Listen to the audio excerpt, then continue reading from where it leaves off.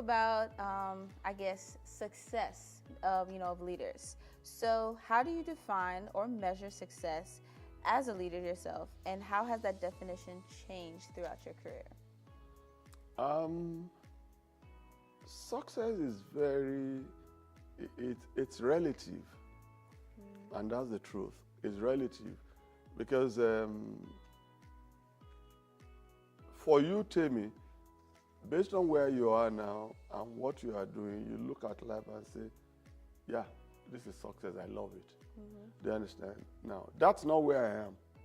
Do you understand? And our visions are different. Do you understand? So I can't define success on a blank slate that is the same for everybody. Yeah. So what is success? Success is just, for me, achieving your goals and your set targets. Do you know? For me, that's it. So if I wake up in the morning and I say, this is the day the Lord has made, I believe God is asking me to go to 1,000, and minister to people. If I'm able to do that before the end of the day, that's success for me. Yeah. Do you understand? For some other people, it might be something else that God will ask them, to do. And it's not something that we should dwell on for too long, because visions change and visions improve, over time. So if you are successful in this one, all of a sudden God gives you another one, and then you move on. But for me, as a leader of people, I define success as, if I see a member of our church, for instance, how they came in, what they went through, their challenges and struggles, but then I saw them, go to school, from going to school, getting married, from then having a job, then starting their own businesses. It's their success story, but it's my success as well. Yeah. Because I believe, excuse me, that's part of what God has called me to do with people, to challenge them to be the best. Yep. So when I see people doing very well, honestly, I'm excited. I'm excited. I'm saying, okay, now at least we are moving the envelope, so. Yep, we are tapping into maximizing people's potentials. Yes, so speaking more about, you as a leader, how have you been able to navigate personal and professional growth as a leader? I honestly, I read books. I read books. I don't read as much as I used to, but that's what I do mostly. I read books. I read autobiographies, because I believe everybody has a story. Yeah, everybody has a story, and they are not always Christian books at times. Do you understand? Because it's not only Christians that succeed. Do you understand? So there are many people there who they are not believers today, but they are succeeded. Because when it comes to success, there are things and steps and principles to follow. And when you follow those principles, you see the same result. So a lot of times I read books. A lot of times I seek people. What I mean by that is that if you are successful in what you do, I look for ways to talk to you. If I can talk to you for an hour, I can pick your brains.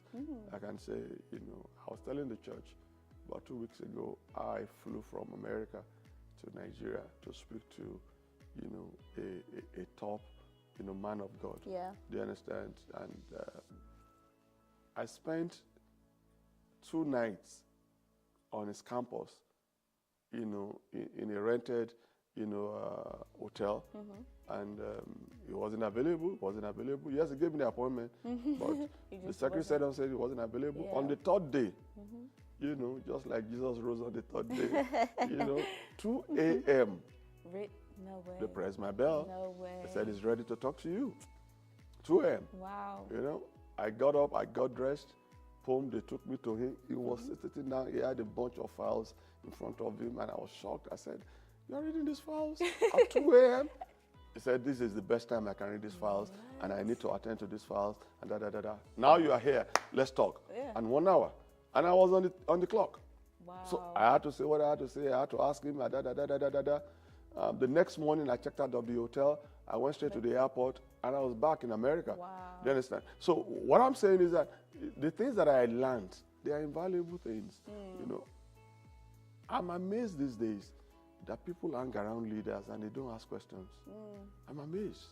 There have been once or twice I've called some people around me and I've said to them, I said, you pick me up as protocol, you do this. I said, is life just like that with you? That you can't ask questions? True. And all of a sudden I say, oh.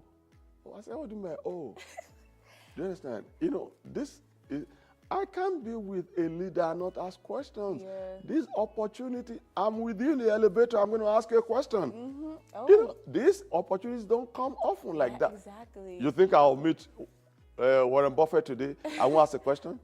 I'm telling you, he will tell me to keep quiet. But I'm going to ask him a question. I'm going to ask him one or two things. One or two things I'm going to ask him. You know, so I'm amazed that people do those things and they don't ask questions. You know, so when are you going to ask the questions? When the people are gone? No. You know, so that's what I do to help me to grow. Yeah, to grow. Okay. Well, note to self, I need to ask PT some more questions. Is there any favorite book at the moment right now that you're reading that you would recommend? Line Crossers. Oh. Written by Pastor Tola. Yep, y'all heard it here. Go read it on Amazon. And it's now, we have an ebook. And, you know, so you can order for that online and you can listen to it. And, yeah, so. Line crossers. Yeah. All right. Now, I feel like, you know, as a leader, you can definitely attest to your success, obviously by God, you know, your faith.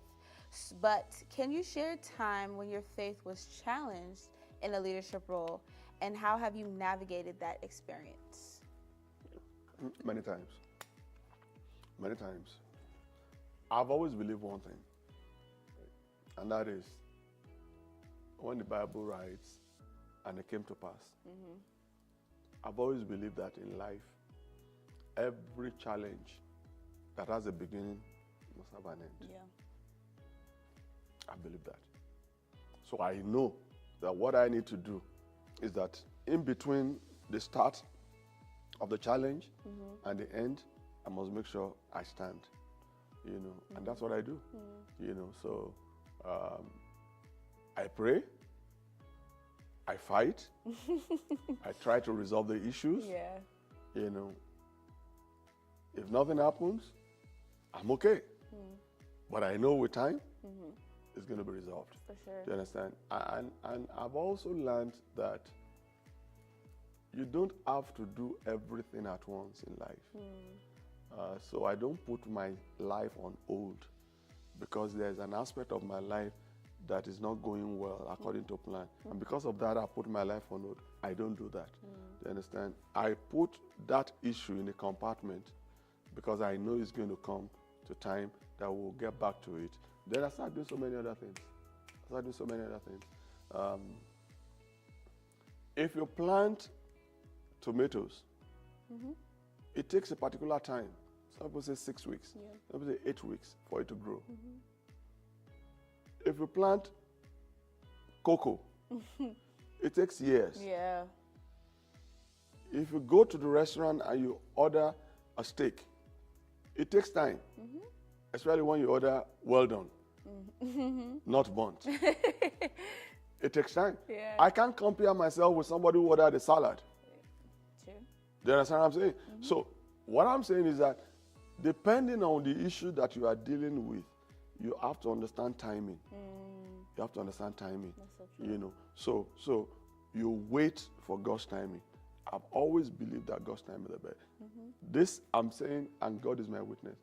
With hindsight, I've asked myself, the times that I despaired or that I was anxious, if I knew what I know now, that every prayer to God is not wasted, I will not be anxious. Wow. You know, I will not be anxious. Because the things I was anxious for when I was 35 is totally irrelevant right now. Yeah, right. Totally. So I'm saying, So why did I give myself this kind of anxiety? Why did I give myself this anxiety? Yeah. Look at what is happening now. And so with age and maturity, I believe we grow wiser. You understand? It's not necessarily true that it will be like that, but for me, that is what has happened to me. You do understand? So some things that I thought that, oh, but now I look at it and I'm saying, oh, okay. And finally, when I think of the things that God had done in my life and the life of the church that I pastor, very few challenges I go through now that faces me. Because if you could have brought us out, then it's the same God. He will bring us out now. Yep, amen. Especially when we're in His will. If we are not in His will, that's a major issue that people should find out. Am I in God's will concerning this issue or not? If you're in God's will, leave it to God. It's to God's glory to make His will in your life come to pass. He's more interested in making His will come to pass than our own will. So once I know His will, I know He will do everything. That's why the Bible said that all things work together for good for those of them that love God and work according to His purpose. The purpose there is His will. Yeah. So. Cool. I love that. Love that.